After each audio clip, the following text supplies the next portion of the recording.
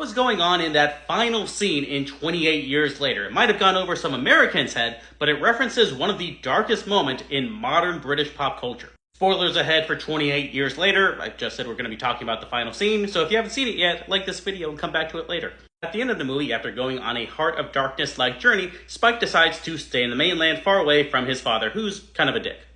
Entirely on his own now and gets targeted by a pack of infected, running away from them, and then gets saved by a gang of street toughs with long blonde hair calling themselves the Jimmies. They just start going to town killing all of these zombies. It's a pretty massive tonal shift from what we've seen in the film previously, but I believe it's setting up the next 28 Years Later film, The Bone Temple. But also their hair and their names are a reference to British children's entertainer Jimmy Savile. Savile was a radio host throughout the 1970s and 80s. He also hosted various children's television programs. He was a beloved figure for many decades. He was even knighted by the Queen. He died in 2011, and a year later, 450 sexual assault claims were filed against him, including charges of necrophilia.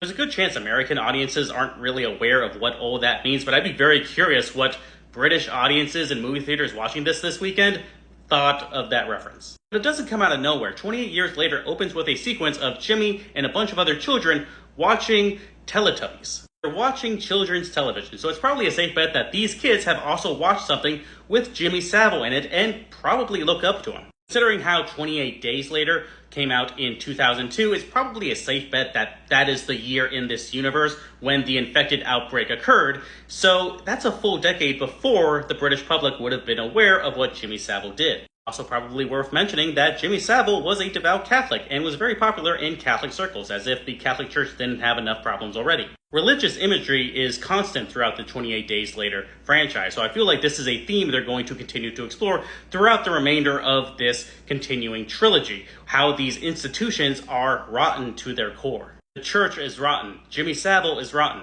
The kid looked up to his father, his primary authority figure, who was rotten. The zombies might just represent that rottenness splayed out onto the table.